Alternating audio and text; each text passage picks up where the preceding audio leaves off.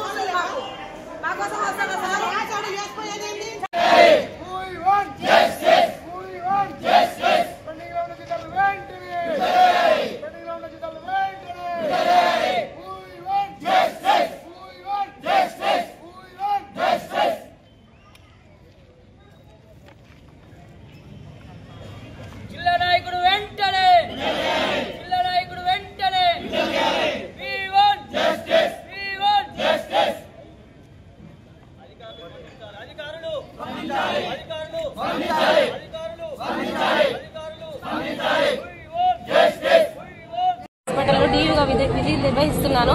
నాకు గత 5 నెలలుగా జీతాలు రావడం లేదు. దీని గురించి మా సూపరింటెండెంట్ గారిని అడగడం జరిగింది. గౌరవనీయులు కలెక్టర్ గారి దగ్గరికి వెళ్లడం జరిగింది. దీని గురించి లెటర్ కూడా రాయడం జరిగింది.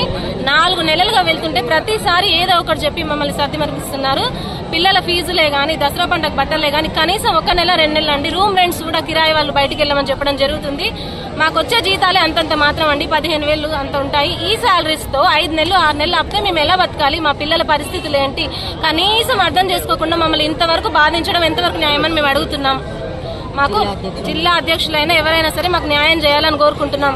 అశోక్ గారిని ఈరోజు అరెస్ట్ చేయడం జరిగింది. దేనివల్ల మేము ధర్నా చేస్తామని అనడం వలన మాకు కలెక్టర్ గారు వెంటనే స్పందించి మాకు జీతాలు ఎమ్మటే పడేటట్లు చేయాలి. అప్పటి వరకు మేము ధర్నాలు కొనసాగిస్తూనే ఉంటాము. ఈ రోజు మన సూర్యాపేట జనరల్ హాస్పిటల్లో పనిచేసిన అవుట్సోర్సింగ్ ఎంప్లాయీలకి జీతాలు లేవు. జీతాలు లేక పూటగారు పరిస్థితి. ఇక్కడ బండ్ల మీద వచ్చి జీతాలు లేక బండ్ల మీద వచ్చి పనిచేయాలన్నది పని చేయలేకపోతున్నాం. ఈరోజు జిల్లా అధ్యక్షుడిని అరెస్ట్ చేయడం జరిగింది. జిల్లా అధ్యక్షుడిని చిలుకూరి అశోక్ని ఎమ్మటే విడుదల చేయాలి. విడుదల చేయకపోతే ఈ నిరసన దీక్ష ఇట్లనే కొనసాగిస్తాం. మన కలెక్టర్ 5 నెలలు జీతాలు రాక కలెక్టర్ గారు ఎటువంటి స్పందన లేదు. హాస్పిటల్లో సూపరింటెండెంట్ గారు ఎటువంటి స్పందన లేదు. ఏజెన్సీలు ఎటువంటి స్పందన లేవు. ఇప్పటి వరకు జీతాలు మాత్రం వేయాలి. లేకపోతే ఈ నిరాహార దీక్ష ఇట్లనే కొనసాగిస్తుంటాం మేము.